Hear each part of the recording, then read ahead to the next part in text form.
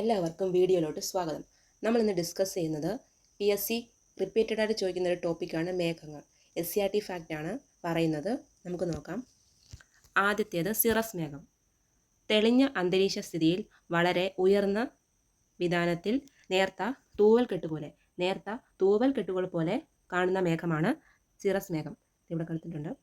തെളിഞ്ഞ അന്തരീക്ഷ സ്ഥിതിയിൽ വളരെ നേർത്ത തൂവൽ കെട്ടുകൾ പോലെ കാണുന്ന മേഘമാണ് സിറസ് മേഘം.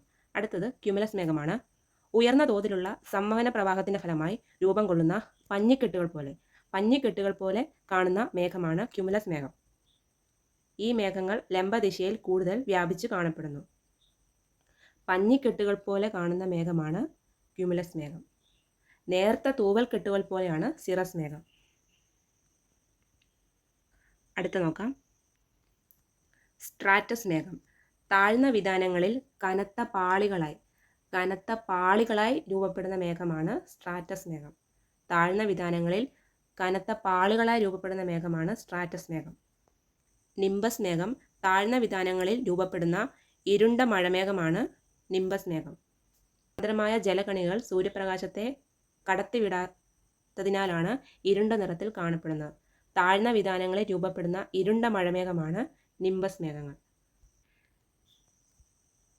ഇത്രയേ ഉള്ളൂ. Thank you. വീഡിയോ ഇഷ്ടപ്പെട്ടെങ്കിൽ എല്ലാവരും ലൈക്ക് ചെയ്യുക, സബ്സ്ക്രൈബ് ചെയ്യുക. SCRT ടെക്സ്റ്റിൻ്റെ വീഡിയോസ് പ്ലേലിസ്റ്റായിട്ട് കൊടുത്തിട്ടുണ്ട്. എല്ലാവരും കണ്ടു നോക്കുക.